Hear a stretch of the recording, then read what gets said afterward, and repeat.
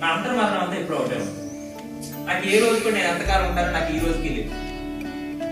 ఒకటైతే అనిపిస్తుంది, మీ శరీరం ఉండబట్టి కదా ఈ పని జరుగుతూ ఉంది.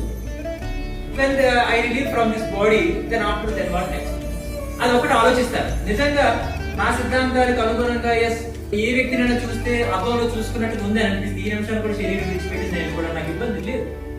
కానీ రోజు రోజుకి డాక్టర్లు, పోలీసులు, ఇంజనీర్లు, పొలిటీషియన్స్ ఏమి లేని పొరబోకులు సమాజంలో గోడమంది జనరేషన్ తయారవుతున్నారు. కానీ ఈ దేశానికి ధర్మాన్ని ముందు తీసుకెళ్ళని చెప్పి త్యాగంతో సుభోగాలు పక్కన పెట్టి సన్యాసిగా మారడానికి ఎవరు ప్రయత్నించేసింది లేదు.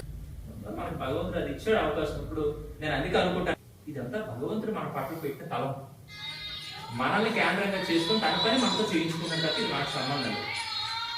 నేను అందరికి లాగా సామాన్యంగా అందరిలాగా బతికేసి ఉంటే షర్టు, ప్యాంటు, బుల్లెట్, డ్యూకు, లేకపోతే వెనక ఫ్రెండ్స్, ఒక పిల్ల, పప్పు, హబ్బు, ఎన్ని జీవితం గబ్బు అది పక్కన పెట్టేసి ఒక పరిమితమైన జీవితం నాది. ఇవాళ ఎంత పెద్ద కుటుంబం నాది, అన్కౌంటబుల్ కౌంట్ కదా. అదే నాకు అదే తృప్తి అనిపిస్తుంది.